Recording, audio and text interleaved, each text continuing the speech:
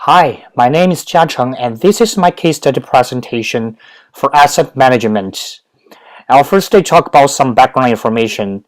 After that, I'll briefly talk about my analysis of each project proposed by AGM company. Finally, I'll talk about my thoughts on this case study. Let me start with background information. This property is a 5-star hotel with 300 rooms situated in South Beach, Florida. The new owner took it over and renovated it 4 years ago. The owner hired AGM to operate the hotel and signed an agreement with AGM for 10 years with 3 automatic renewals of 5 years each if all financial metrics in the contract were met. AGM performed well during the first 2 years, but the performance declined during the last 2 years. However, the South Beach market overall has been strong with demand continuing to grow. The owner originally planned to keep this property for 15 years. The owner now questioned whether they should stick with that strategy due to the recent decline hotel performance. After expressing their concerns, owners made it clear to the AGM company that they're considering terminating the contract if the hotel continues failing to achieve the established financial metrics.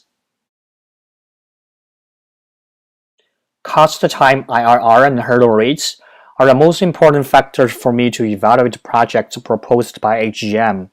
I think the most impactful project is project number 2 because this project will cost owner the least amount of money but bring the highest IRR compared with other projects.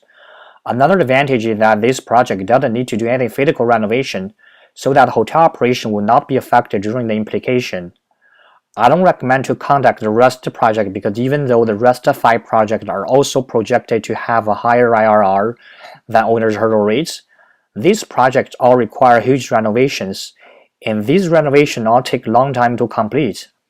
On the other hand, project number 1 and project number 5 may change the hotel overall marketing strategy because they're proposing to turn this hotel into either a business type or a resort type.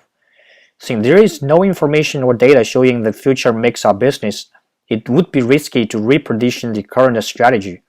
Also, the renovation and construction will inevitably cause inconvenience and negative effects such as construction noise, limited access to certain hotel facilities, which will definitely deteriorate the guest overall stay experience and satisfaction, and thereby hurting hotel's operation and financial performance.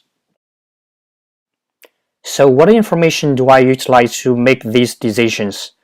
As an asset manager, I will consider both internal factors and external factors. For internal factors, the first thing I would consider is that what is my budget, how much this project will cost, what is the IRR from this project, and how long to finish this project. It would be also essential for me to know owner's expectation and goal, because any change of owner's goal and expectation may lead to a totally different asset management strategy. Except for the internal factors, some external factors are also crucial for me. Firstly, the future market needs to be evaluated in both short-term and long-term, so that a comprehensive understanding of the future potential, competition, supply-demand can be predicted. Also, future trend is also important to consider. Future trend involves various aspects, such as industry trends, customer demography and demand trends, technology trends, economy trends. These trends will indicate the future direction and will impact owners and asset managers' goal and decision on how to deal with property and assets.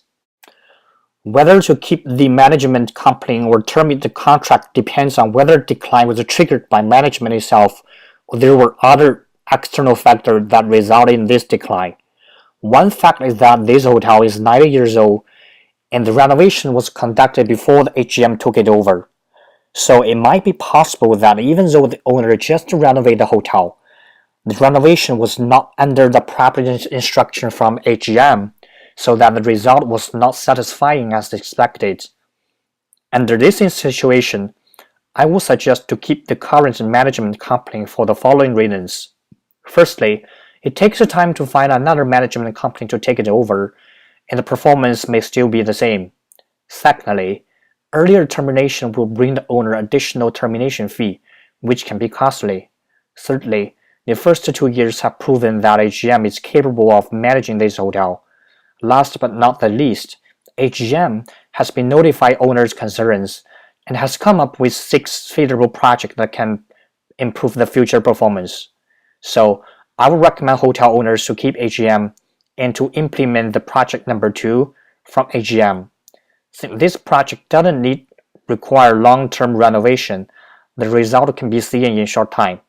So if the situation is still not improving after the implementation, the owners can start looking for other management companies and terminate the contracts with AGM at the end of the first 5 years.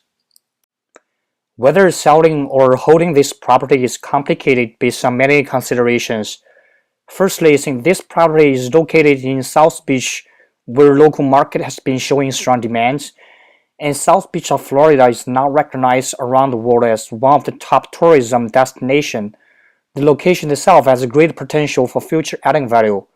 Also, if AGM can improve the current situation by implementing their proposed project, then holding this property and let it increase its value will be a wise choice.